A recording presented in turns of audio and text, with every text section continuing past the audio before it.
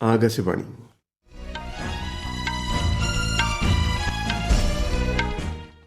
നമസ്കാരം. വാർത്തകൾ വായിക്കുന്നത് നരേന്ദ്രമോഹൻ.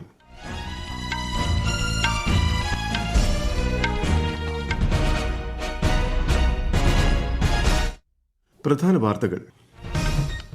പുതിയ ഇന്ത്യയുടെ ഏറ്റവും വലിയ വിജയഗാഥയായി വടക്കുകിഴക്കൻ സംസ്ഥാനങ്ങൾ മാറിയെന്ന് പ്രധാനമന്ത്രി നരേന്ദ്രമോദി. രാജ്യം തിരഞ്ഞെടുപ്പ് ചൂടിൽ.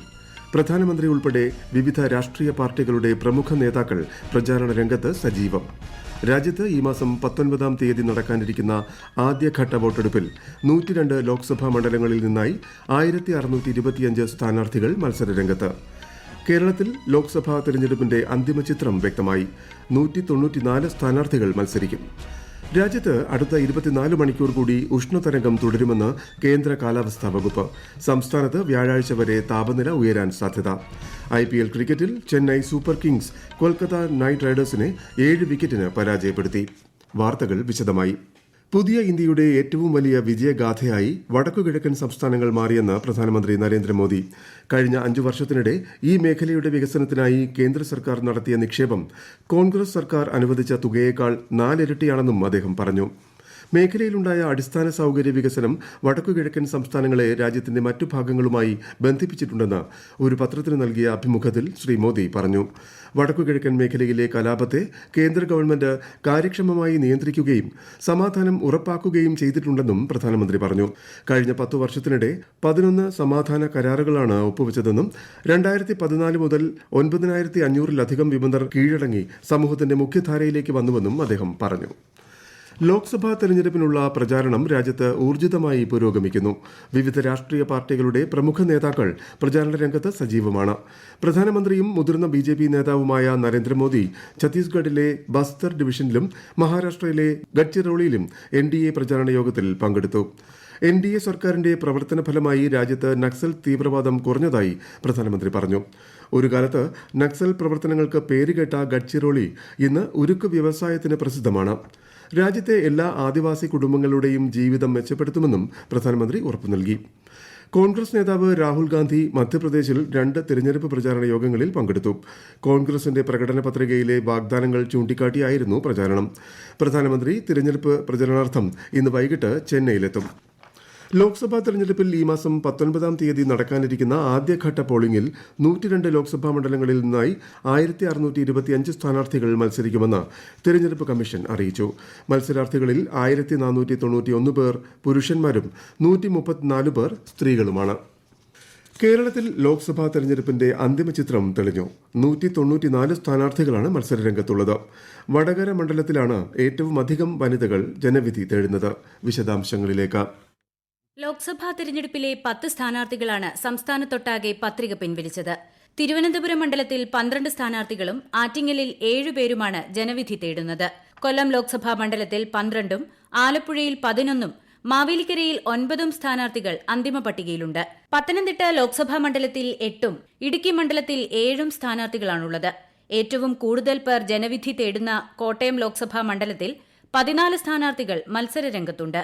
എറണാകുളത്ത് 10 സ്ഥാനാർത്ഥികളും തൃശൂരിൽ 9 പേരും ചാലക്കുടി മണ്ഡലത്തിൽ 11 പേർ ജനവിധി തേടുന്നു. മലപ്പുറം പൊന്നാനി ലോക്സഭാ മണ്ഡലങ്ങളിൽ 8 വീതം സ്ഥാനാർത്ഥികളും പാലക്കാട് 10-ഉം ആലത്തൂരിൽ 5-ഉം പേരാണ് അന്തിമ പട്ടികയിൽ ഉൾപ്പെട്ടത്. സംസ്ഥാനത്ത് ഏറ്റവും കുറവ് സ്ഥാനാർത്ഥികൾ ജനവിധി തേടുന്നത് ആലത്തൂരിലാണ്. കോഴിക്കോട് 13-ഉം വടകരയിൽ 10-ഉം സ്ഥാനാർത്ഥികൾ മത്സരരംഗത്തുണ്ട്. വയനാട് 9-ഉം കണ്ണൂരിൽ 12-ഉം കാസർഗോഡ് മണ്ഡലത്തിൽ 9 സ്ഥാനാർത്ഥികളുമാണ് ജനവിധി തേടുന്നത്. ആകെ 25 വനിതാ സ്ഥാനാർത്ഥികളാണ് സംസ്ഥാനത്ത് മത്സരരംഗത്തുള്ളത്. 4 വനിതാ സ്ഥാനാർത്ഥികളുള്ള വടകര മണ്ഡലത്തിലാണ് ഏറ്റവും അധികം വനിതകൾ ജനവിധി തേടുന്നത്. അന്തിമ പട്ടികയിൽ ഉൾപ്പെട്ട സ്ഥാനാർത്ഥികൾക്കുള്ള ചിഹ്നങ്ങളും അനുവദിച്ചു നൽകി. ഈ മാസം 26-നാണ് 2ാം ഘട്ടത്തിൽ സംസ്ഥാനത്ത് വോട്ടെടുപ്പ് നടക്കുന്നത്. News desk, Akashvani. മുഖ്യമന്ത്രി പിണറായി വിജയൻ ഇന്ന് കൊല്ലത്ത് LDF സ്ഥാനാർത്ഥിക്കായി പ്രചാരണം നടത്തും. പ്രതിപക്ഷ നേതാവ് VD സതീശൻ ഇന്നലെ ആറ്റിങ്ങൽ വെമ്പായത്തും തിരുവനന്തപുരം പേട്ടയിലും പ്രചാരണം നടത്തി. കോൺഗ്രസ് പ്രകടന പത്രിക സംബന്ധിച്ച് പ്രധാനമന്ത്രിയും മുതിർന്ന BJP നേതാവുമായ നരേന്ദ്രമോദി നടത്തിയ പരാമർശത്തിൽ പ്രതിഷേധമറിയിച്ച് കോൺഗ്രസ്. മുതിർന്ന കോൺഗ്രസ് നേതാവ് സൽമാൻ ഖുർഷിദിന്റെ നേതൃത്വത്തിലുള്ള പ്രതിനിധി സംഘം തെരഞ്ഞെടുപ്പ് കമ്മീഷനെ പ്രതിഷേധം അറിയിച്ചു. ശ്രീ നരേന്ദ്രമോദിയുടെ പരാമർശത്തിൽ ശക്തമായ പ്രതിഷേധം അറിയിക്കുന്നതായി കോൺഗ്രസ് നേതാക്കൾ പറഞ്ഞു. ടെലിവിഷൻ ചാനൽ സംവാദ പരിപാടികൾക്ക് ജില്ലാ തെരഞ്ഞെടുപ്പ് ഓഫീസറുടെയും പോലീസിന്റെയും മുൻകൂർ അനുമതി വാങ്ങണമെന്ന് തെരഞ്ഞെടുപ്പ് കമ്മീഷൻ നിർദ്ദേശം. പരിപാടികളിൽ ക്രമസമാധാന പ്രശ്നം ഉണ്ടാകാതിരിക്കാൻ ക്രമീകരണങ്ങൾ ഉണ്ടാകണമെന്ന് മുഖ്യ തെരഞ്ഞെടുപ്പ് ഓഫീസർ സഞ്ജയ് കൌൾ നിർദ്ദേശിച്ചു. മാതൃകാ പെരുമാറ്റച്ചട്ടം ലംഘിച്ചതിന് കാസർഗോഡ് ലോക്സഭാ മണ്ഡലം NDA സ്ഥാനാർത്ഥി ML അശ്വിനിക്ക് കാരണം കാണിക്കൽ നോട്ടീസ് നൽകി. മാതൃകാ പെരുമാറ്റച്ചട്ടം നോഡൽ ഓഫീസറും സബ് കളക്ടറുമായ സുഫിയാൻ അഹമ്മദാണ് നോട്ടീസ് നൽകിയത്. മുൻകൂട്ടി അനുമതി വാങ്ങാതെ ജനങ്ങളെ പങ്കെടുപ്പിച്ച് റോഡ് ഷോ നടത്തിയതിനും പ്രചാരണത്തിനായി അനുമതിയില്ലാതെ വാഹനം ഉപയോഗിച്ചതിനുമാണ് നോട്ടീസ്. നോട്ടീസ് നൽകി 48 മണിക്കൂറിനകം മറുപടി നൽകിയില്ലെങ്കിൽ തുടർ നടപടി സ്വീകരിക്കുമെന്നും നോഡൽ ഓഫീസർ അറിയിച്ചു. മാതൃകാ പെരുമാറ്റച്ചട്ടം ലംഘിച്ചതിന് UDF സ്ഥാനാർത്ഥി രാജ്മോഹൻ ഉണ്ണിത്താനും കാരണം കാണിക്കൽ നോട്ടീസ് നൽകി. BJPയെക്കുറിച്ച് തെറ്റായ കാര്യങ്ങൾ പ്രചരിപ്പിക്കുന്നതിന് RSSന്റെ പേരിൽ വ്യാജ സംഘടന രൂപീകരിച്ചതിനെതിരെ നടപടി ആവശ്യപ്പെട്ട് പാർട്ടി തെരഞ്ഞെടുപ്പ് കമ്മീഷനെ സമീപിച്ചു. കോൺഗ്രസ് സേവാദളിന്റെ പിന്തുണയോടെയാണ് ഈ സംഘടന രൂപീകരിച്ചതെന്ന് BJP general secretary Arun Singh അറിയിച്ചു. സുപ്രീം കോടതിയും ഹൈക്കോടതിയും നിരസിച്ച ഈ സംഘടന തെരഞ്ഞെടുപ്പ് സമയത്ത് വീണ്ടും സജീവമാകുകയാണെന്നും അദ്ദേഹം ആരോപിച്ചു. ലോക്സഭാ തെരഞ്ഞെടുപ്പിൽ ജമ്മുകാശ്മീരിലെ ലഡാക്കിലെ കോൺഗ്രസ് നാഷണൽ കോൺഫറൻസ് സീറ്റ് വിഭജനത്തിൽ ധാരണയായി. ഇരു പാർട്ടികളും 3 സീറ്റുകളിൽ വീതം മത്സരിക്കും. പാകിസ്ഥാനിൽ പുതിയ സെനറ്റ് ചെയർമാനെയും ഡെപ്യൂട്ടി ചെയർമാനെയും തെരഞ്ഞെടുക്കാൻ പാർലമെന്റിന്റെ ഉപരിസഭ ഇന്ന് യോഗം ചേരും. അതേസമയം ഖൈബർ മേഖലയിലെ തെരഞ്ഞെടുപ്പിന്റെ ഫലങ്ങൾ ഇതുവരെ പ്രഖ്യാപിച്ചിട്ടില്ല. ഈ വാർത്തകൾ ആകാശവാണിയിൽ നിന്ന്.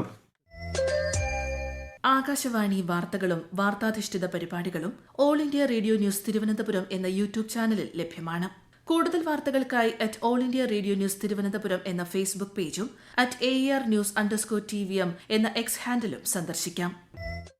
IPL ക്രിക്കറ്റിൽ ഇന്നലെ നടന്ന മത്സരത്തിൽ Chennai super Kings Kolkata night റൈഡേഴ്സിനെ 7 വിക്കറ്റിന് പരാജയപ്പെടുത്തി. ചെന്നൈ ചിദംബരം സ്റ്റേഡിയത്തിൽ നടന്ന കളിയിൽ 138 റൺസ് വിജയലക്ഷ്യവുമായി ബാറ്റിംഗിനിറങ്ങിയ ചെന്നൈ 14 പന്ത് ബാക്കി നിൽക്കെ ലക്ഷ്യത്തിലെത്തുകയായിരുന്നു. ഇന്നത്തെ കളിയിൽ പഞ്ചാബ് കിങ്സ് സൺറൈസേഴ്സ് ഹൈദരാബാദിനെ നേരിടും. പഞ്ചാബിലെ ചണ്ഡിഗഡിൽ രാത്രി 7:30 മത്സരം. ISL ഫുട്ബോളിൽ ഇന്നലെ മുംബൈയിൽ നടന്ന കളിയിൽ 1-2 ഗോളുകൾക്ക് മുംബൈ സിറ്റി ഒഡീഷ FCയെ പരാജയപ്പെടുത്തി.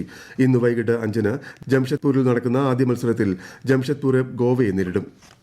അടുത്ത 24 മണിക്കൂർ കൂടി ഇന്ത്യൻ ഉപഭൂഖണ്ഡത്തിന്റെ ചില ഭാഗങ്ങളിൽ ഉഷ്ണതരംഗാവസ്ഥ തുടരുമെന്ന് കേന്ദ്ര കാലാവസ്ഥാ വകുപ്പ് അറിയിച്ചു. തീരദേശ ആന്ധ്രാപ്രദേശ്, യാനം, റായലസീമ, തെലങ്കാന, വടക്കൻ കർണാടക എന്നിവിടങ്ങളിലാണ് ഉഷ്ണതരംഗ മുന്നറിയിപ്പ് നൽകിയിട്ടുള്ളത്. സംസ്ഥാനത്ത് വ്യാഴാഴ്ച വരെ സാധാരണയേക്കാൾ 2 മുതൽ 4 ഡിഗ്രി സെൽഷ്യസ് താപനില ഉയരാൻ സാധ്യതയുണ്ടെന്ന് കേന്ദ്ര കാലാവസ്ഥാ വകുപ്പ്. ഇടുക്കി, വയനാട് ഒഴികെയുള്ള ജില്ലകളിൽ മഞ്ഞ ജാഗ്രത പ്രഖ്യാപിച്ചു. പാലക്കാട് ജില്ലയിൽ 41 ഡിഗ്രി സെൽഷ്യസ് വരെയും കൊല്ലം ജില്ലയിൽ 39 ഡിഗ്രി സെൽഷ്യസ് വരെയും താപനില ഉയർന്നേക്കും.